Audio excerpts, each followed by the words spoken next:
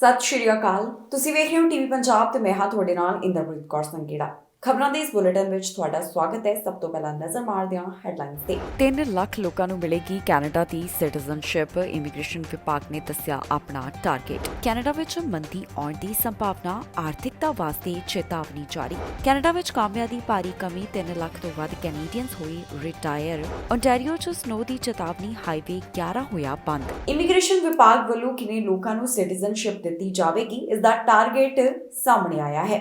ਜੀ ਹਾਂ, ਪਤਾ ਚੱਲਿਆ ਹੈ ਕਿ 1 ਸਾਲ ਦੇ ਵਿੱਚ ਕੈਨੇਡਾ ਵੱਲੋਂ 3 ਲੱਖ ਦੇ ਕਰੀਬ ਲੋਕਾਂ ਨੂੰ ਕੈਨੇਡਾ ਦੀ ਸਿਟੀਜ਼ਨਸ਼ਿਪ ਦਿੱਤੀ ਜਾਵੇਗੀ। ਇੰਟਰਨਲ ਮੈਮੋ ਤੋਂ ਇਸ ਬਾਰੇ ਜਾਣਕਾਰੀ ਸਾਹਮਣੇ ਆਈ। ਹੁਣ IRCC ਦੇ ਇਸ ਇੰਟਰਨਲ ਮੈਮੋ ਦੇ ਵਿੱਚ ਹੋਰ ਕੀ ਜ਼ਿਕਰ ਕੀਤਾ ਗਿਆ ਹੈ, ਤੁਹਾਨੂੰ ਸਾਰੀ ਜਾਣਕਾਰੀ ਦੇਵਾਂਗੇ ਇਸ ਖਬਰ ਵਿੱਚ। ਕੈਨੇਡਾ ਵੱਲੋਂ 3 ਲੱਖ ਦੇ ਕਰੀਬ ਲੋਕਾਂ ਨੂੰ ਸਿਟੀਜ਼ਨਸ਼ਿਪ ਦਿੱਤੀ ਜਾਵੇਗੀ। ਇਹ ਫੈਸਲਾ ਸਾਲ 2022 ਤੋਂ ਸਾਲ 2023 ਦੇ ਵਾਸਤੇ ਲਿਆ ਗਿਆ ਹੈ। ਇੱਕ IRCC ਦਾ ਇੰਟਰਨਲ ਮੈਮੋ ਸਾਹਮਣੇ ਆਇਆ, ਜਿਸ ਦੇ ਵਿੱਚ ਦੱਸਿਆ ਗਿਆ ਹੈ ਕਿ ਕਿੰਨੇ ਲੋਕਾਂ ਨੂੰ 1 ਸਾਲ ਦੇ ਵਿੱਚ ਸਿਟੀਜ਼ਨਸ਼ਿਪ ਦਿੱਤੀ ਜਾਵੇਗੀ। Immigration, refugees and citizenship Canada the planning ਅਤੇ ਪਰਫਾਰਮੈਂਸ ਡਿਵੀਜ਼ਨ ਵੱਲੋਂ ਇਸ ਮੈਮੋ ਦੇ ਵਿੱਚ ਜ਼ਿਕਰ ਕੀਤਾ ਗਿਆ ਹੈ ਕਿ IRCC ਵੱਲੋਂ ਕੁੱਲ ਹੁਣ ਤੱਕ 2,85,000 ਡਿਸੀਜ਼ਨਸ ਬਣਾ ਲਏ ਗਏ ਨੇ ਤੇ 31 ਮਾਰਚ ਸਾਲ 2023 ਦੇ ਵਿੱਚ 3,000 ਦੇ ਕਰੀਬ ਨਵੇਂ ਸਿਟੀਜ਼ਨਸ ਹੋਣਗੇ, ਜਿਸ ਦਾ ਮਤਲਬ ਹੈ ਕਿ 1 ਸਾਲ ਵਾਸਤੇ 3 ਲੱਖ ਸਿਟੀਜ਼ਨਸ਼ਿਪ ਅਰਜ਼ੀਆਂ ਮਨਜ਼ੂਰ ਕਰਨ ਦਾ ਟਾਰਗੇਟ ਤੈਅ ਕੀਤਾ ਗਿਆ ਹੈ। ਇਸ ਤੋਂ ਪਹਿਲਾਂ ਸਾਲ 2019 ਤੋਂ ਸਾਲ 2020 ਦੇ ਵਾਸਤੇ ਇਹ ਅੰਕੜਾ 2,53,000 ਦਾ ਰੱਖਿਆ ਗਿਆ।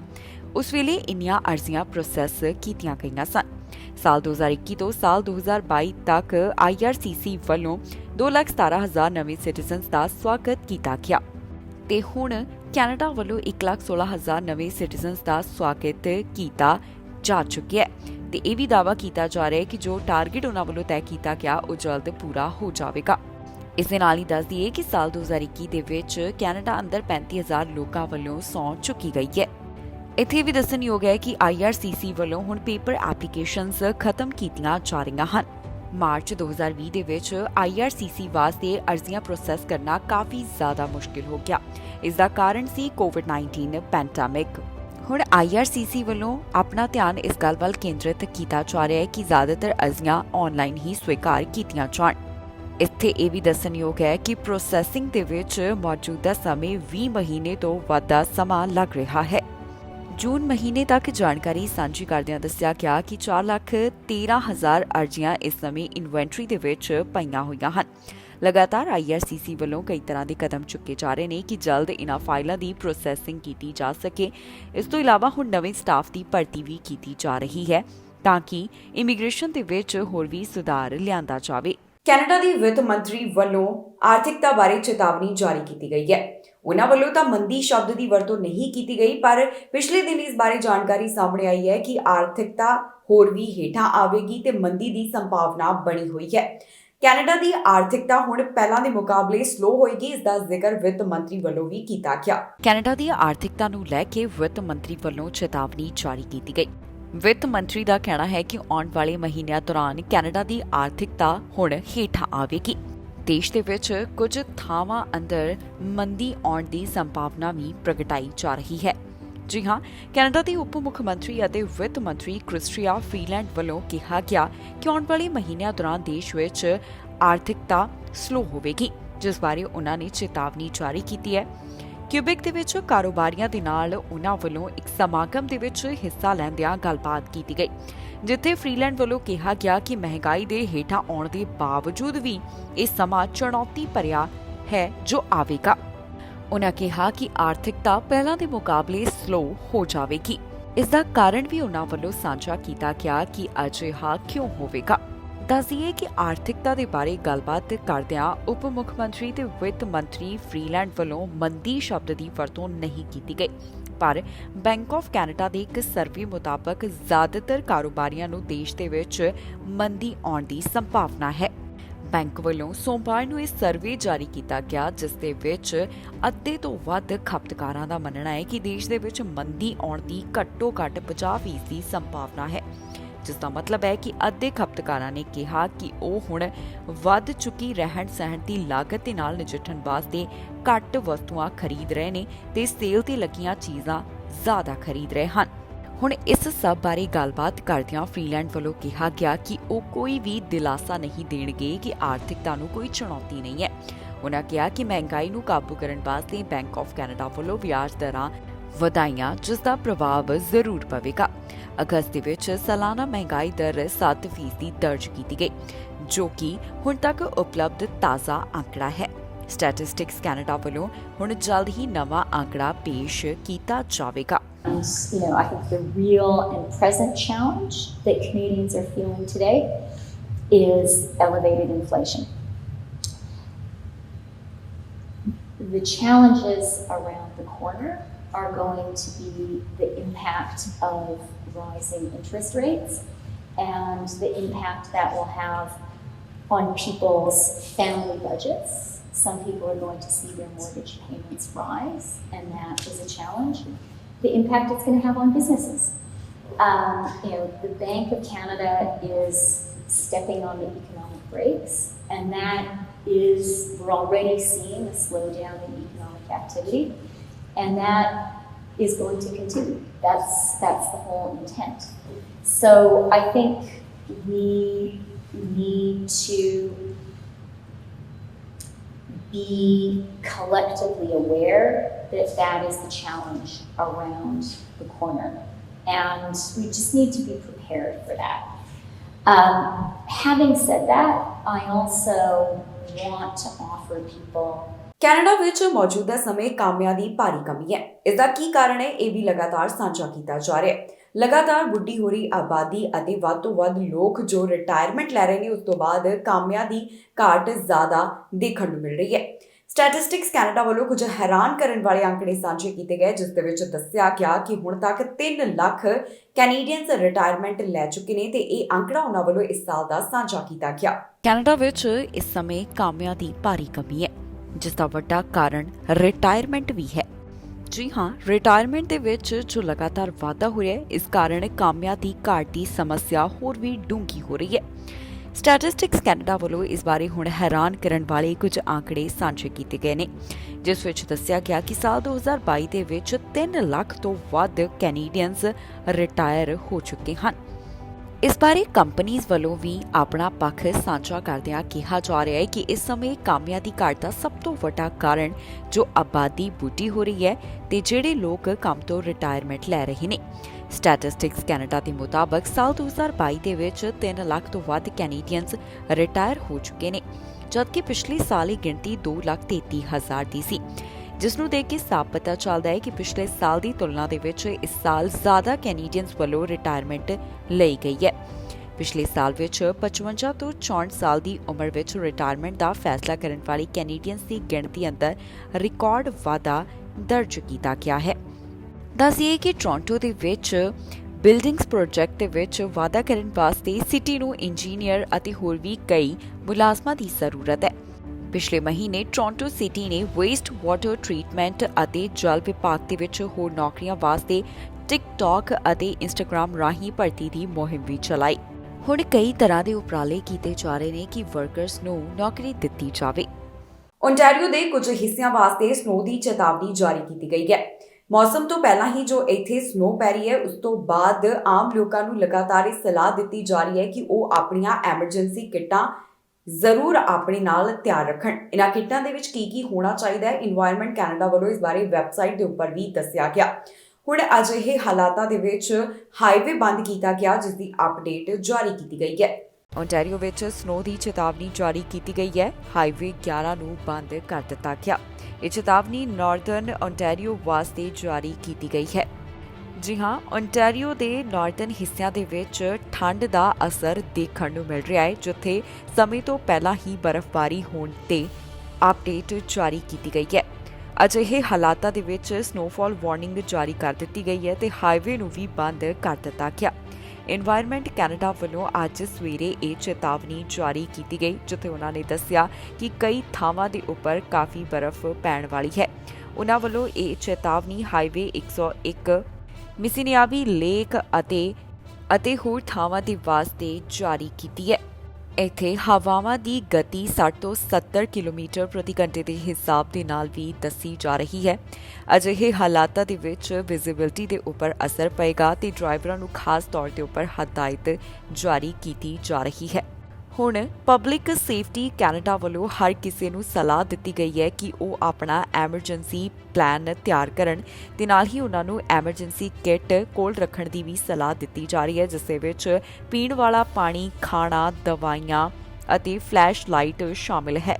ਇਸ ਤੋਂ ਇਲਾਵਾ ਅਪਡੇਟ ਜਾਰੀ ਕਰਦਿਆਂ ਓਨਟਾਰੀਓ ਪੁਲਿਸ ਵੱਲੋਂ ਦੱਸਿਆ ਗਿਆ ਕਿ ਉਹਨਾਂ ਨੇ ਹਾਈਵੇ 11 ਦਾ ਕਾਫੀ ਹਿੱਸਾ ਬੰਦ ਕਰ ਦਿੱਤਾ ਹੈ। ਖਬਰ ਲਿਖੇ ਜਾਣ ਤੱਕ ਉਹਨਾਂ ਵੱਲੋਂ ਅਪਡੇਟ ਜਾਰੀ ਨਹੀਂ ਕੀਤੀ ਗਈ ਕਿ ਕਦੋਂ ਤੱਕ ਇਸ ਨੂੰ ਮੁੜ ਖੋਲ੍ਹਿਆ ਜਾਵੇਗਾ। ਇਸ ਤੋਂ ਇਲਾਵਾ ਦੱਸਿਆ ਜਾ ਰਿਹਾ ਹੈ ਕਿ ਹਾਈਵੇ 11 ਦੇ ਉੱਪਰ ਇੱਕ ਟਰੈਕਟਰ ਟ੍ਰੇਲਰ ਦੀ ਟੱਕਰ ਵੀ ਹੋ ਗਈ। ਫਿਲਹਾਲ ਵੈਬਸਾਈਟ ਦੇ ਉੱਪਰ ਸਮੇਂ-ਸਮੇਂ ਤੇ ਅਪਡੇਟ ਜਾਰੀ ਕੀਤੀ ਜਾ ਰਹੀ ਹੈ। ਕੈਨੇਡਾ ਤੋਂ ਇੱਕ ਮੰਦਭਾਗੀ ਖਬਰ ਸਾਹਮਣੇ ਆਈ ਹੈ, ਜਿੱਥੇ ਔਨ ਡਿਊਟੀ ਪੁਲਿਸ ਅਫਸਰ ਦਾ ਕਤਲ ਕਰ ਦਿੱਤਾ ਗਿਆ।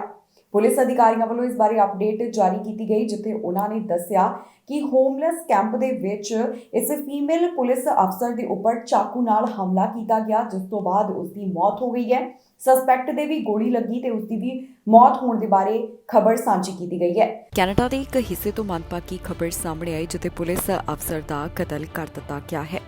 ਇਸ ਅਫਸਰ ਦੇ ਉੱਪਰ ਚਾਕੂ ਨਾਲ ਹਮਲਾ ਕੀਤਾ ਗਿਆ। ਸ਼ੁਰੂਆਤੀ ਦੀ ਇਹ ਘਟਨਾ ਹੋਮਲੈਸ ਕੈਂਪ ਦੇ ਵਿੱਚ ਵਾਪਰੀ ਹੈ, ਜਿਸ ਬਾਰੇ RCMP ਵੱਲੋਂ ਜਾਣਕਾਰੀ ਸਾਂਝੀ ਕੀਤੀ ਗਈ ਹੈ। ਇਸ ਮਾਮਲੇ ਬਾਰੇ ਅਧਿਕਾਰੀਆਂ ਦਾ ਕਹਿਣਾ ਹੈ ਕਿ ਬਰਨਵੀ ਦੇ ਵਿੱਚ RCMP ਆਫੀਸਰ ਦੇ ਉੱਪਰ ਚਾਕੂ ਨਾਲ ਹਮਲਾ ਕੀਤਾ ਗਿਆ। ਇਸ ਬਾਰੇ BC ਪਬਲਿਕ ਸੇਫਟੀ ਮਿਨਿਸਟਰ ਵੱਲੋਂ ਵੀ ਸਟੇਟਮੈਂਟ ਜਾਰੀ ਕੀਤੀ ਗਈ, ਜਿੱਥੇ ਉਹਨਾਂ ਨੇ ਦੱਸਿਆ ਕਿ ਦੁਪਹਿਰ ਵੇਲੇ ਉਹਨਾਂ ਨੂੰ ਸੂਚਨਾ ਮਿਲੀ ਕਿ ਇੱਕ ਫੀਮੇਲ ਬਰਨਵੀ RCMP ਆਫੀਸਰ ਦਾ ਕਤਲ ਕਰ ਦਿੱਤਾ ਗਿਆ, ਜੋ ਕਿ ਆਪਣੀ ਡਿਊਟੀ ਦੇ ਉੱਪਰ ਸੀ। ਉਹਨਾਂ ਵੱਲੋਂ ਇਸ ਖਬਰ ਨੂੰ ਬੇਹੱਦ ਮੰਦਭਾਗੀ ਦੱਸਿਆ ਗਿਆ ਹੈ। ਦੱਸੀਏ ਕਿ ਸੂਤਰਾਂ ਦੇ ਹਵਾਲੇ ਤੋਂ ਇਹ ਜਾਣਕਾਰੀ ਸਾਹਮਣੇ ਆ ਰਹੀ ਹੈ ਕਿ ਬਰਨਵੀ ਆਫੀਸਰ ਦੇ ਉੱਪਰ ਚਾਕੂ ਦੇ ਨਾਲ ਹਮਲਾ ਉਸ ਵੇਲੇ ਕੀਤਾ ਗਿਆ ਜਦੋਂ ਉਹ ਹੋਮਲੈਸ ਕੈਂਪ ਦੇ ਵਿੱਚ ਬਾਇਲੋ ਆਫੀਸਰਸ ਦੇ ਨਾਲ ਮੌਜੂਦ ਸਨ। ਇਸ ਦੌਰਾਨ ਸਸਪੈਕਟ ਨੂੰ ਵੀ ਗੋਲੀ ਮਾਰੀ ਗਈ ਹੈ ਤੇ ਉਸ ਦੀ ਵੀ ਮੌਤ ਹੋ ਗਈ। ਮੌਕੇ ਵਾਲੀ ਥਾਂ ਦੇ ਉੱਪਰ ਕਈ ਅਧਿਕਾਰੀ ਮੌਜੂਦ ਸਨ ਤੇ ਉਹਨਾਂ ਦਾ ਕਹਿਣਾ ਹੈ ਕਿ ਆਮ ਲੋਕਾਂ ਨੂੰ ਇਸ ਘਟਨਾ ਤੋਂ ਬਾਅਦ ਕੋਈ ਵੀ ਖਤਰਾ ਨਹੀਂ ਹੈ। ਕੈਨੇਡਾ ਦੇ ਇੱਕ ਹਿੱਸੇ ਤੋਂ ਛੁਰੇਬਾਜ਼ੀ ਦਾ ਮਾਮਲਾ ਸਾਹਮਣੇ ਹੈ, ਜਿੱਥੇ ਇੱਕ ਦੇ ਉੱਪਰ ਚਾਕੂ ਨਾਲ ਹਮਲਾ ਕੀਤਾ ਗਿਆ। ਜਿਸ ਨੇ ਚਾਕੂ ਨਾਲ ਹਮਲਾ ਕੀਤਾ ਉਸ ਨੂੰ ਗ੍ਰਿਫਤਾਰ ਕਰ ਲਿਆ ਗਿਆ ਤੇ ਪੁਲਿਸ ਮਾਮਲੇ ਦੀ ਵਧੇਰੇ ਜਾਂਚ ਕਰ ਰਹੀ ਹੈ। ਕੈਨੇਡੀ ਸਟੇਸ਼ਨ ਤੋਂ ਇੱਕ ਅਜਿਹਾ ਮਾਮਲਾ ਸਾਹਮਣੇ ਹੈ, ਜਿੱਥੇ ਇੱਕ ਵਿਅਕਤੀ ਦੇ ਉੱਪਰ ਚਾਕੂ ਨਾਲ ਹਮਲਾ ਕੀਤਾ ਗਿਆ। ਪੁਲਿਸ ਵੱਲੋਂ ਇਸ ਸੰਬੰਧੀ ਕਾਰਵਾਈ ਕੀਤੀ ਗਈ ਤੇ ਉਹਨਾਂ ਨੇ ਇੱਕ ਸਸਪੈਕਟ ਨੂੰ ਹਿਰਾਸਤ ਦੇ ਵਿੱਚ ਲਿਆ ਹੈ। ਟੋਰਾਂਟੋ ਪੁਲਿਸ ਅਧਿਕਾਰੀਆਂ ਵੱਲੋਂ ਮਾਮਲੇ ਦੀ ਜਾਣਕਾਰੀ ਟਵਿੱਟਰ ਦੇ ਉੱਪਰ ਵੀ ਸਾਂਝੀ ਕੀਤੀ ਗਈ, ਜਿੱਥੇ ਦੱਸਿਆ ਗਿਆ ਕਿ ਇਹ ਘਟਨਾ ਕਦੋਂ, ਕਿੱਥੇ ਤੇ ਕਿਵੇਂ ਵਾਪਰੀ ਹੈ। ਪੁਲਿਸ ਵੱਲੋਂ ਦੱਸਿਆ ਗਿਆ ਕਿ ਸਕਾਰਪਰੋ ਦੇ ਵਿੱਚ ਜਿਹੜੀ ਇਹ ਘਟਨਾ ਵਾਪਰੀ ਹੈ, ਇਸ ਦੌਰਾਨ ਇੱਕ ਵਿਅਕਤੀ ਦੇ ਉੱਪਰ ਚਾਕੂ ਨਾਲ ਹਮਲਾ ਕੀਤਾ ਗਿਆ। ਚਾਕੂ ਲੱਗਣ ਦੇ ਕਾਰਨ ਇਹ ਵਿਅਕਤੀ ਜ਼ਖਮੀ ਹੋਇਆ। ਇਹ ਘਟਨਾ ਮੰਗਲਵਾਰ 11 ਵਜੇ ਦੇ ਕਰੀਬ ਵਾਪਰੀ ਹੈ। ਪੁਲਿਸ ਅਧਿਕਾਰੀਆਂ ਦਾ ਕਹਿਣਾ ਹੈ ਕਿ ਜਿਸ ਵਿਅਕਤੀ ਦੇ ਚਾਕੂ ਨਾਲ ਹਮਲਾ ਕੀਤਾ ਗਿਆ ਉਸ ਦੀ ਉਮਰ 20 ਸਾਲ ਦੇ ਕਰੀਬ ਹੈ ਤੇ ਉਸ ਦੀ ਹਾਲਤ ਸਥਿਰ ਦੱਸੀ ਜਾ ਰਹੀ ਹੈ। ਇਸ ਤੋਂ ਇਲਾਵਾ ਸਸਪੈਕਟ ਦੇ ਬਾਰੇ ਜਾਣਕਾਰੀ ਸਾਂਝੀ ਕਰਦਿਆਂ ਕਿਹਾ ਗਿਆ ਕਿ ਉਹ ਇੱਕ ਬਲੈਕਮੇਲ ਹੈ, ਜਿਸ ਦੀ ਉਮਰ 20 ਸਾਲ ਦੇ ਕਰੀਬ ਹੈ। ਇਸ ਵੱਲੋਂ ਆਪਣੀ ਦਾੜੀ ਪੂਰੀ ਤਰ੍ਹਾਂ ਸ਼ੇਵ ਕੀਤੀ ਗਈ, ਪਫੀ ਜੈਕਟ ਅਤੇ ਜਾਮਣੀ ਰੰਗ ਦੀ ਹੁੱਡੀ ਪਾਈ ਹੋਈ ਸੀ। ਪੁਲਿਸ ਅਧਿਕਾਰੀਆਂ ਵੱਲੋਂ ਮੌਕੇ ਵਾਲੀ ਥਾਂ ਤੋਂ ਹੀ ਇਸ ਨੂੰ ਗ੍ਰਿਫਤਾਰ ਕੀਤਾ ਗਿਆ ਹੈ। ਫਿਲਹਾਲ ਇਸ ਘਟਨਾ ਦੇ ਸੰਬੰਧ ਵਿੱਚ ਵਧੇਰੇ ਜਾਂਚ ਪੜਤਾਲ ਜਾਰੀ ਹੈ, ਜਿਸ ਤੋਂ ਬਾਅਦ ਬਾਕੀ ਦੀ ਅਪਡੇਟ ਜਾਰੀ ਕੀਤੀ ਜਾਵੇਗੀ। ਹੁਣ ਤੱਕ ਦੀ ਜਾਣਕਾਰੀ ਦੇ ਵਿੱਚ ਪੁਲਿਸ ਵੱਲੋਂ ਇਹਨਾਂ तमाम ਗੱਲਾਂ ਦਾ ਜ਼ਿਕਰ ਕੀਤਾ ਗਿਆ। ਘਰੇਲੂ ਇੱਕ ਅਜਿਹਾ ਮਾਮਲਾ ਸਾਹਮਣੇ ਹੈ, ਜਿੱਥੇ 2 ਬੱਚਿਆਂ ਦੀ ਮੌਤ ਹੋ ਗਈ। ਇਹ ਦੋਨੋਂ ਬੱਚੇ ਆਪਸ ਦੇ ਵਿੱਚ ਭਰਾ ਭੈਣ ਸਨ। ਛੋਟੀ ਉਮਰ ਦੇ ਇਹਨਾਂ ਬੱਚਿਆਂ ਦੀ ਜੋ ਮੌਤ ਹੋਈ ਹੈ, ਇਸ ਦੇ ਸੰਬੰਧ ਵਿੱਚ ਇੱਕ ਵਿਅਕਤੀ ਨੂੰ ਕਾਬੂ ਕੀਤਾ ਗਿਆ, ਜਿਸ ਦਾ ਰਿਸ਼ਤਾ ਇਹਨਾਂ ਬੱਚਿਆਂ ਦੇ ਨਾਲ ਅਜੇ ਸਾਂਝਾ ਨਹੀਂ ਕੀਤਾ ਗਿਆ। ਇਸ ਤੋਂ ਇਲਾਵਾ ਆਫੀਸਰਸ ਦਾ ਕਹਿਣਾ ਹੈ ਕਿ ਉਹਨਾਂ ਵੱਲੋਂ ਬੱਚਿਆਂ ਦੀ ਮਾਂ ਨੂੰ ਹਸਪਤਾਲ ਦੇ ਵਿੱਚ ਭਰਤੀ ਕਰਵਾਇਆ ਗਿਆ, ਜੋ ਕਿ ਮੌਜੂਦਾ ਸਮੇਂ ਸਦਮੇ ਦੇ ਵਿੱਚ ਹੈ। ਘਰੇਲੂ ਮਾਮਲੇ ਦੇ ਵਿੱਚ 2 ਬੱਚਿਆਂ ਦੀ ਮੌਤ ਹੋ ਗਈ ਤੇ ਪੁਲਿਸ ਵੱਲੋਂ ਇੱਕ ਵਿਅਕਤੀ ਨੂੰ ਹਿਰਾਸਤ ਦੇ ਵਿੱਚ ਲਿਆ ਗਿਆ। ਇਹ ਮਾਮਲਾ ਕਿਊਬਿਕ ਦੇ ਨਾਲ ਜੁੜਿਆ ਹੋਇਆ ਹੈ, ਜਿਸ ਬਾਰੇ ਆਫੀਸਰਸ ਵੱਲੋਂ ਹੁਣ ਤੱਕ ਦੀ ਅਪਡੇਟ ਜਾਰੀ ਕੀਤੀ ਗਈ ਹੈ। ਇਸ ਬਾਰੇ ਅਧਿਕਾਰੀਆਂ ਦਾ ਕਹਿਣਾ ਹੈ ਕਿ ਫੈਮਿਲੀ ਡਰਾਮਾ ਦੇ ਵਿੱਚ 2 ਬੱਚਿਆਂ ਦੀ ਜਾਨ ਚਲੀ ਗਈ ਤੇ ਉਹਨਾਂ ਨੇ ਇੱਕ ਵਿਅਕਤੀ ਨੂੰ ਹਿਰਾਸਤ ਦੇ ਵਿੱਚ ਲਿਆ ਹੈ। ਲੈਵਲ ਪੁਲਿਸ ਵੱਲੋਂ ਇਸ ਬਾਰੇ ਜਾਣਕਾਰੀ ਸਾਂਝੀ ਕਰਦਿਆਂ ਕਿਹਾ ਗਿਆ ਕਿ 6 ਵਜੇ ਸ਼ਾਮ ਉਹਨਾਂ ਨੂੰ 911 ਦੇ ਉੱਪਰ ਕਾਲ ਆਈ ਤੇ ਉਹਨਾਂ ਨੇ ਦੇਖਿਆ ਕਿ 2 ਬੱਚੇ ਜਿਨ੍ਹਾਂ ਦੀ ਉਮਰ 11 ਸਾਲ ਤੇ 13 ਸਾਲ ਸੀ, ਉਹ ਘਰ ਦੇ ਵਿੱਚ ਮੌਜੂਦ ਸਨ। ਇਸ ਦੌਰਾਨ ਲੜਕੇ ਦੀ ਉਮਰ 11 ਸਾਲ ਤੇ ਲੜਕੀ ਦੀ ਉਮਰ 13 ਸਾਲ ਦੱਸੀ ਜਾ ਰਹੀ ਹੈ। ਇਹ ਦੋਨੋਂ ਬੱਚੇ ਪੁਲਿਸ ਨੂੰ ਜ਼ਖਮੀ ਹਾਲਤ ਦੇ ਵਿੱਚ ਮਿਲੇ, ਜਿਨ੍ਹਾਂ ਨੂੰ ਗੰਭੀਰ ਹਾਲਤ ਵਿੱਚ ਹਸਪਤਾਲ ਭਰਤੀ ਕਰਵਾਇਆ ਗਿਆ, ਪਰ ਇੱਥੇ ਉਹਨਾਂ ਨੂੰ ਮ੍ਰਿਤਕ ਐਲਾਨ ਕਰ ਦਿੱਤਾ ਗਿਆ। ਇਸ ਤੋਂ ਬਾਅਦ ਟਵਿੱਟਰ ਦੇ ਉੱਪਰ ਪਰਿਵਾਰਕ ਮੈਂਬਰਾਂ ਦੇ ਨਾਲ ਦੁੱਖ ਦਾ ਪ੍ਰਗਟਾਵਾ ਵੀ ਆਫੀਸਰਸ ਵੱਲੋਂ ਕੀਤਾ ਗਿਆ। ਇਸ ਤੋਂ ਇਲਾਵਾ 46 ਸਾਲ ਦੇ ਇੱਕ ਵਿਅਕਤੀ ਨੂੰ ਗੰਭੀਰ ਹਾਲਤ ਵਿੱਚ ਹਸਪਤਾਲ ਭਰਤੀ ਕਰਵਾਇਆ ਗਿਆ, ਜਿਸ ਨੂੰ ਹੁਣ ਹਿਰਾਸਤ ਦੇ ਵਿੱਚ ਲਿਆ ਗਿਆ ਹੈ।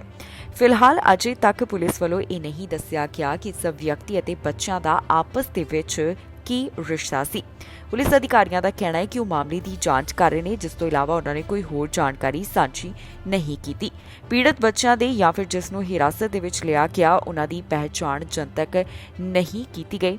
ਇਸ ਤੋਂ ਇਲਾਵਾ ਆਫੀਸਰਸ ਵੱਲੋਂ ਇੱਕ ਹੋਰ ਅਪਡੇਟ ਜਾਰੀ ਕੀਤੀ ਗਈ, ਜਿਸ ਦੇ ਵਿੱਚ ਉਹਨਾਂ ਦੱਸਿਆ ਕਿ ਬੱਚਿਆਂ ਦੀ ਮਾਂ ਨੂੰ ਵੀ ਹਸਪਤਾਲ ਦੇ ਵਿੱਚ ਭਰਤੀ ਕਰਵਾਇਆ ਗਿਆ, ਜੋ ਕਿ ਇਸ ਸਮੇਂ ਸਦਮੇ ਦੇ ਵਿੱਚ ਦੱਸੀ ਜਾ ਰਹੀ ਹੈ। ਫਿਲਹਾਲ ਪੁਲਿਸ ਅਧਿਕਾਰੀ ਇਸ ਮਾਮਲੇ ਦੀ ਜਾਂਚ ਪੜਤਾਲ ਕਰ ਰਹੇ ਨੇ, ਜਿਸ ਤੋਂ ਬਾਅਦ ਬਾਕੀ ਦੀ ਅਪਡੇਟ ਜਾਰੀ ਕੀਤੀ ਜਾਵੇਗੀ। ਹੁਣ ਤੱਕ ਦੀ ਅਪਡੇਟ ਦੇ ਵਿੱਚ ਉਹਨਾਂ ਵੱਲੋਂ ਇਹਨਾਂ तमाम ਗੱਲਾਂ ਦਾ ਜ਼ਿਕਰ ਕੀਤਾ ਗਿਆ। ਉੜਦੇ ਹੋਏ ਟਾਇਰ ਦੇ ਨਾਲ ਹਾਦਸਾ ਵਾਪਰਿਆ ਤੇ ਇੱਕ ਵਿਅਕਤੀ ਦੀ ਜਾਨ ਚਲੀ ਗਈ। ਉੜਦਾ ਟਾਇਰ ਆਇਆ ਤੇ ਉਹ ਵਾਹਨ ਦੇ ਨਾਲ ਟਕਰਾ ਗਿਆ। ਕਿਸ ਵਾਹਨ ਦਾ ਟਾਇਰ ਉਸ ਤੋਂ ਲਿਥ ਕੇ ਇਸ ਤਰ੍ਹਾਂ ਉੱਡਿਆ, ਇਹ ਵਾਹਨ ਅਜੇ ਪੁਲਿਸ ਵੱਲੋਂ ਲੱਭਿਆ ਜਾ ਰਿਹਾ ਹੈ। ਹਾਦਸੇ ਦੇ ਬਾਰੇ ਜੋ ਹੁਣ ਤੱਕ ਦੀ ਅਪਡੇਟ ਪੁਲਿਸ ਵੱਲੋਂ ਜਾਰੀ ਕੀਤੀ ਗਈ, ਤੁਹਾਨੂੰ ਇਸ ਖਬਰ ਵਿੱਚ ਦੱਸਾਂਗੇ। ਇੱਕ ਉੜਦੇ ਟਾਇਰ ਵੱਲੋਂ ਵਿਅਕਤੀ ਦੀ ਜਾਨ ਲਈ ਗਈ।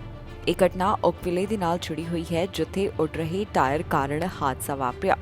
ਪੁਲਿਸ ਅਧਿਕਾਰੀਆਂ ਵੱਲੋਂ ਇਸ ਬਾਰੇ ਜਾਣਕਾਰੀ ਸਾਂਝੀ ਕਰਦਿਆਂ ਦੱਸਿਆ ਗਿਆ ਕਿ ਇਹ ਘਟਨਾ ਕੁਈਨ ਐਲਿਜ਼ਾਬੈਥ ਵੇ ਹਾਈਵੇ ਦੇ ਉੱਪਰ ਵਾਪਰੀ ਹੈ, ਜਿੱਥੇ ਇੱਕ ਉੜਦਾ ਟਾਇਰ ਵਾਹਨ ਦੇ ਨਾਲ ਟਕਰਾ ਗਿਆ। ਪੁਲਿਸ ਅਧਿਕਾਰੀਆਂ ਦਾ ਕਹਿਣਾ ਹੈ ਕਿ ਅਜੇ ਵੀ ਉਸ ਵਾਹਨ ਦੀ ਭਾਲ ਕੀਤੀ ਜਾ ਰਹੀ ਹੈ, ਜਿਸ ਤੋਂ ਇਹ ਟਾਇਰ ਲਿਥਾ ਤੇ ਹਾਦਸਾ ਵਾਪਰ ਗਿਆ। ਇਸ ਹਾਦਸੇ ਵਿੱਚ ਇੱਕ ਵਿਅਕਤੀ ਦੀ ਜਾਨ ਚਲੀ ਗਈ। ਇਸ ਤੋਂ ਇਲਾਵਾ ਕਿਸੇ ਹੋਰ ਦੇ ਵੀ ਜ਼ਖਮੀ ਹੋਣ ਦੀ ਖਬਰ ਸਾਹਮਣੇ ਨਹੀਂ ਆਈ। ਪੁਲਿਸ ਅਧਿਕਾਰੀਆਂ ਵੱਲੋਂ ਇਸ ਮਾਮਲੇ ਦੀ ਵਧੇਰੇ ਜਾਂਚ ਪੜਤਾਲ ਕੀਤੀ ਜਾ ਰਹੀ ਹੈ। ਹਾਲਟਨ ਪੁਲਿਸ ਵੱਲੋਂ ਇਸ ਬਾਰੇ ਟਵਿੱਟਰ ਦੇ ਉੱਪਰ ਵੀ ਅਪਡੇਟ ਜਾਰੀ ਕੀਤੀ ਗਈ।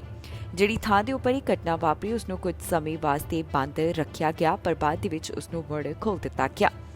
ਅਜੇ ਅਪਡੇਟ ਦੇ ਵਿੱਚ ਪੁਲਿਸ ਵੱਲੋਂ ਪੀੜਤ ਦੀ ਪਹਿਚਾਣ ਜਨਤਕ ਨਹੀਂ ਕੀਤੀ ਗਈ ਤੇ ਵਾਹਨ ਦੀ ਵੀ ਉਹਨਾਂ ਵੱਲੋਂ ਭਾਲ ਕੀਤੀ ਜਾ ਰਹੀ ਹੈ। ਫਿਲਹਾਲ ਇਸ ਸੰਬੰਧੀ ਵਧੇਰੇ ਜਾਂਚ ਪੜਤਾਲ ਜਾਰੀ ਹੈ, ਜਿਸ ਤੋਂ ਬਾਅਦ ਅਗਲੀ ਅਪਡੇਟ ਜਾਰੀ ਕੀਤੀ ਜਾਵੇਗੀ। ਅਲਬਰਟਾ ਦੀ ਪ੍ਰੀਮੀਅਰ ਵੱਲੋਂ ਜੋ ਬਿਆਨ ਦਿੱਤੇ ਜਾ ਰਹੇ ਨੇ, ਉਸ ਨੂੰ ਲੈ ਕੇ ਉਹ ਕਾਫੀ ਚਰਚਾ ਦੇ ਵਿੱਚ ਨੇ। ਟਿੱਪਣੀਆਂ ਜੋ ਉਹਨਾਂ ਵੱਲੋਂ ਕੀਤੀਆਂ ਗਈਆਂ, ਉਸ ਕਾਰਨ ਆਲੋਚਨਾ ਵੀ ਹੋ ਰਹੀ ਹੈ। ਪ੍ਰੀਮੀਅਰ ਬਣਨ ਤੋਂ ਪਹਿਲਾਂ ਵੀ ਜੋ ਉਹਨਾਂ ਨੇ ਟਿੱਪਣੀਆਂ ਕੀਤੀਆਂ, ਉਹ ਇੱਕ ਵਾਰ ਫਿਰ ਤੋਂ ਚਰਚਾ ਦਾ ਵਿਸ਼ਾ ਬਣ ਗਈਆਂ ਨੇ। ਹੁਣ ਰਸ਼ੀਆ ਦੀ ਯੂਕਰੇਨ ਦੀ ਜੰਗ ਨੂੰ ਲੈ ਕੇ ਜੋ ਉਹਨਾਂ ਵੱਲੋਂ ਟਿੱਪਣੀ ਕੀਤੀ ਗਈ ਹੈ, ਇਸ ਤੋਂ ਬਾਅਦ ਮੰਗ ਕੀਤੀ ਜਾ ਰਹੀ ਹੈ ਕਿ ਉਹਨਾਂ ਨੂੰ ਮੁਆਫੀ ਮੰਗਣੀ ਚਾਹੀਦੀ ਹੈ। ਪ੍ਰੀਮੀਅਰ ਸਮਿਥ ਇਨੀ ਦਿਨੀ ਆਪਣੀਆਂ ਟਿੱਪਣੀਆਂ ਨੂੰ ਲੈ ਕੇ ਕਾਫੀ ਚਰਚਾ ਦੇ ਵਿੱਚ ਨੇ। ਪ੍ਰੀਮੀਅਰ ਬਣਨ ਤੋਂ ਪਹਿਲਾਂ ਵੀ ਉਹਨਾਂ ਦੀਆਂ ਟਿੱਪਣੀਆਂ ਨੂੰ ਲੈ ਕੇ ਕਈ ਵਾਰ ਆਲੋਚਨਾ ਹੋ ਚੁੱਕੀ ਹੈ ਤੇ ਹੁਣ ਪ੍ਰੀਮੀਅਰ ਸਮਿਥ ਵੱਲੋਂ ਯੂਕਰੇਨ ਰਸ਼ੀਆ ਦੀ ਲੜਾਈ ਦੇ ਉੱਪਰ ਜੋ ਟਿੱਪਣੀ ਕੀਤੀ ਗਈ ਹੈ, ਇਸ ਵਾਸਤੇ ਮੁਆਫੀ ਦੀ ਮੰਗ ਕੀਤੀ ਜਾ ਰਹੀ ਹੈ। ਇਹ ਮੰਗ ਅਲਬਰਟਾ ਐਨਡੀਪੀ ਕਰ ਰਹੀ ਹੈ। ਜੀ ਹਾਂ, ਅਲਬਰਟਾ ਦੀ ਆਪੋਜੀਸ਼ਨ ਪਾਰਟੀ ਐਨਡੀਪੀ ਦਾ ਕਹਿਣਾ ਹੈ ਕਿ ਪ੍ਰੀਮੀਅਰ ਸਮਿਥ ਨੂੰ ਰੂਸ ਯੂਕਰੇਨ ਯੁੱਧ ਬਾਰੇ ਆਪਣੀ ਟਿੱਪਣੀ ਲਈ ਮੁਆਫੀ ਮੰਗਣੀ ਚਾਹੀਦੀ ਹੈ। ਵਿਰੋਧੀ ਕ੍ਰਿਟਿਕ ਵੱਲੋਂ ਕਿਹਾ ਗਿਆ ਕਿ ਜਿਸ ਵੇਲੇ ਰਸ਼ੀਆ ਹਮਲੇ ਦੇ ਵਿੱਚ ਯੂਕਰੇਨੀ ਲੋਕ ਲੜ ਰਹੇ ਸਨ, ਤਾਂ ਉਹਨਾਂ ਵੱਲੋਂ ਜਾਣੀ ਕਿ ਪ੍ਰੀਮੀਅਰ ਸਮਿਥ ਵੱਲੋਂ ਇੱਕ ਟਿੱਪਣੀ ਕੀਤੀ ਗਈ ਸੀ। ਹੁਣ ਪ੍ਰੀਮੀਅਰ ਸਮਿਥ ਕੋਲੋਂ ਮੁਆਫੀ ਦੀ ਮੰਗ ਕੀਤੀ ਜਾ ਰਹੀ ਹੈ ਕਿ ਜੋ ਉਹਨਾਂ ਨੇ ਟਿੱਪਣੀ ਕੀਤੀ ਉਹ ਗਲਤ ਹੈ। ਕਿਹਾ ਜਾ ਰਿਹਾ ਹੈ ਕਿ ਸਮਿਥ ਦੀਆਂ ਟਿੱਪਣੀਆਂ ਅਲਬਰਟਾ ਵਾਸਤੇ ਖਾਸ ਤੌਰ ਤੇ ਉੱਪਰ ਚੁਭਵੀਆਂ ਹੁੰਦੀਆਂ ਨੇ, ਜਿੱਥੇ ਰਹਿਣ ਵਾਲੇ ਕੈਨੇਡੀਅਨਸ ਵਿੱਚੋਂ ਤਕਰੀਬਨ 1/4 ਲੋਕ ਯੂਕਰੇਨੀ ਮੂਲ ਦੇ ਹਨ। ਲੰਘੇ ਵੀਕਐਂਡ ਦੇ ਵਿੱਚ ਇੱਕ ਇੰਡੀਪੈਂਡੈਂਟ ਜਰਨਲਿਸਟ ਵੱਲੋਂ ਸਮਿਥ ਦੀਆਂ ਪੁਰਾਣੀਆਂ ਟਿੱਪਣੀਆਂ ਦੇ ਬਾਰੇ ਇੱਕ ਵਾਰ ਫਿਰ ਤੋਂ ਜਾਣੂ ਕਰਵਾਇਆ ਗਿਆ, ਜਿਸ ਤੋਂ ਬਾਅਦ ਸਾਰਾ ਹੰਗਾਮਾ ਸ਼ੁਰੂ ਹੋ ਗਿਆ। ਸਮਿਥ ਉਸ ਵੇਲੇ ਯੂਸੀਪੀ ਲੀਡਰਸ਼ਿਪ ਜਿੱਤ ਕੇ ਸੂਬੇ ਦੇ ਪ੍ਰੀਮੀਅਰ ਨਹੀਂ ਬਣੇ ਸਨ। 29 ਅਪ੍ਰੈਲ ਨੂੰ ਇੱਕ ਲਾਈਵ ਸਟ੍ਰੀਮ ਚੈਟ ਦੇ ਵਿੱਚ ਸਮਿਥ ਨੇ ਕਿਹਾ ਸੀ ਕਿ ਯੂਕਰੇਨ ਵਾਸਤੇ ਇੱਕੋ ਇੱਕ ਜਵਾਬ ਨਿਰਪੱਖਤਾ ਹੈ। ਨਾਲ ਹੀ ਉਹਨਾਂ ਨੇ ਕਿਹਾ ਸੀ ਕਿ ਉਹ ਸਮਝਦੇ ਨੇ ਕਿ ਰੂਸ ਨੂੰ ਆਪਣੇ ਬੂਹੇ ਤੇ ਪਰਮਾਣੂ ਹਥਿਆਰ ਨਾਲ ਲੈਸ ਪੱਛਮੀ ਗੱਠਜੋੜ ਵਾਲੀ ਯੂਕਰੇਨ ਨਾਲ ਚਿੰਤਾ ਕਿਉਂ ਹੋ ਰਹੀ ਹੈ। ਯੂਕਰੇਨ ਨੇ 1990 ਦੇ ਵਿੱਚ ਆਪਣੇ ਪਰਮਾਣੂ ਹਥਿਆਰਾਂ ਦਾ ਸਮਰਪਣ ਕਰ ਦਿੱਤਾ ਸੀ। 24 ਫਰਵਰੀ ਨੂੰ ਸਮਿਥ ਨੇ ਕਿਹਾ ਸੀ ਕਿ ਮੈਂ ਪੜ੍ਹਿਆ ਹੈ ਕਿ ਯੂਕਰੇਨ ਦੇ 2 ਖੇਤਰ ਰੂਸ ਨਾਲ ਵਧੇਰੇ ਨੇੜਤਾ ਮਹਿਸੂਸ ਕਰਦੇ ਹਨ, ਕਿ ਕੌਮਾਂ ਨੂੰ ਵੀ ਵੱਖ ਹੋਣ ਅਤੇ ਉਹਨਾਂ ਨੂੰ ਸੁਤੰਤਰ ਤੌਰ ਤੇ ਸ਼ਾਸਨ ਕਰਨ ਦੀ ਇਜਾਜ਼ਤ ਦਿੱਤੀ ਜਾਣੀ ਚਾਹੀਦੀ ਹੈ। ਜੇਕਰ ਲੋਕ ਸੱਚਮੁੱਚ ਇਹੀ ਚਾਹੁੰਦੇ ਨੇ ਤਾਂ ਮੈਂ ਵੀ ਅਜਿਹਾ ਸੋਚਦੀ ਹਾਂ, ਪਰ ਕੀ ਲੋਕ ਇਹੀ ਚਾਹੁੰਦੇ ਹਨ ਜਾਂ ਫਿਰ ਸਿਰਫ ਇੱਕ ਪ੍ਰਚਾਰ ਹੈ। ਹੁਣ ਜੋ ਪ੍ਰੀਮੀਅਰ ਸਮਿਥ ਵੱਲੋਂ ਇਸ ਤਰ੍ਹਾਂ ਦੀਆਂ ਟਿੱਪਣੀਆਂ ਕੀਤੀਆਂ ਜਾ ਰਹੀਆਂ ਨੇ, ਇਸ ਨੂੰ ਲੈ ਕੇ ਉਹਨਾਂ ਦੀ ਆਲੋਚਨਾ ਹੋ ਰਹੀ ਹੈ ਤੇ ਨਾਲ ਹੀ ਮੰਗ ਕੀਤੀ ਜਾ ਰਹੀ ਹੈ ਕਿ ਉਹਨਾਂ ਨੂੰ ਅਜਿਹਾ ਕਰਨ ਦੇ ਉੱਪਰ ਮੁਆਫੀ ਮੰਗਣੀ ਚਾਹੀਦੀ ਹੈ। ਇਸ ਸਮੇਂ ਕੈਨੇਡਾ ਵਿੱਚ ਕਰੋਨਾ ਦੇ ਕੀ ਹਾਲਾਤ ਬਣੇ ਹੋਏ ਨੇ, ਇਸ ਬਾਰੇ ਜਾਣੂ ਕਰਵਾਇਆ ਗਿਆ। ਇਸ ਦੇ ਨਾਲ ਹੀ ਦੱਸਿਆ ਜਾ ਰਿਹਾ ਹੈ ਕਿ ਕਰੋਨਾ ਦੀ ਸਥਿਤੀ ਨੂੰ ਕਿਵੇਂ ਕਾਬੂ ਦੇ ਵਿੱਚ ਕੀਤਾ ਜਾ ਰਿਹਾ ਹੈ। ਡਾਕਟਰ ਟੀਮ ਵੱਲੋਂ ਇਸ ਬਾਰੇ ਅਪਡੇਟ ਜਾਰੀ ਕੀਤੀ ਗਈ ਹੈ।